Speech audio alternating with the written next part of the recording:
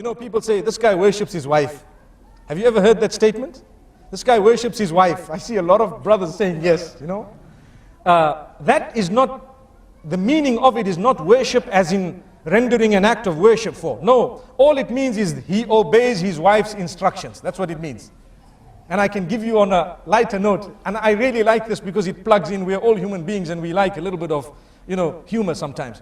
They say there was a king and he called all his subjects, the males, and he says, anyone who is ruled by his wife, come in this line.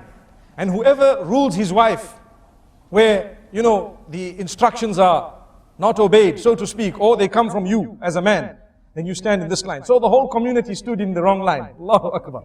They all stood in a line saying, no, if my wife sees me in the other line, I'm dead meat. You see? So what happened is, they all got one egg each, an egg. They were given one egg. And there was one man who stood in the line. I'm the man. You know, in the house, I'm the man. So the king was so happy, at least amongst my subjects, there is one man who has such greatness, you know, meaning he has the quality, ar-rujula, you know, he's a man, you know. So now the king gave him a horse, brown horse. And in fact, the king told him, choose from the horses you want. So he chose the brown one and left the black one. And he rode home, galloping away. Everyone else went home with one egg. So when he got home, his wife, he looked at her and says, do you know what? She says, what? Today I got a horse because I'm the boss. You see? I got a horse because I'm the boss. She says, okay, that's good. Excellent. So you're the boss.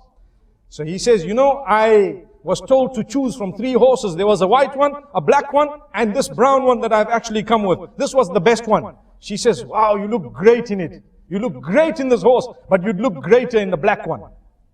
He says, well, not a problem. I had a choice. I can go back and get the black one. So he goes back galloping to the castle.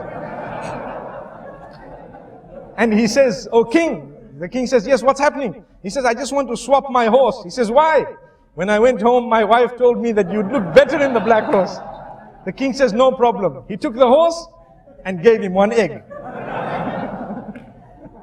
Allahu Akbar. So, the moral of this story is obedience. We're talking of obedience. People say you worship someone when you obey them. You know, people say this man worships his wife because he obeys. Wallahi, we don't even understand that the example of Allah is higher. We can never ever equate Allah with any human being.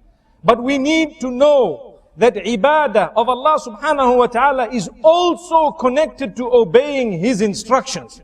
And Allah will not tell you to do something that is detrimental for you. He won't. Whatever Allah has instructed you to do, and whatever He has asked you to abstain from, all of that is for your benefit, oh man. Why is it that we want to look at it and think that this is very difficult when, if someone were to tell us to do something that is not beneficial for us, because we love them, we might end up doing it. Why is it that we don't show higher love for Allah subhanahu wa ta'ala?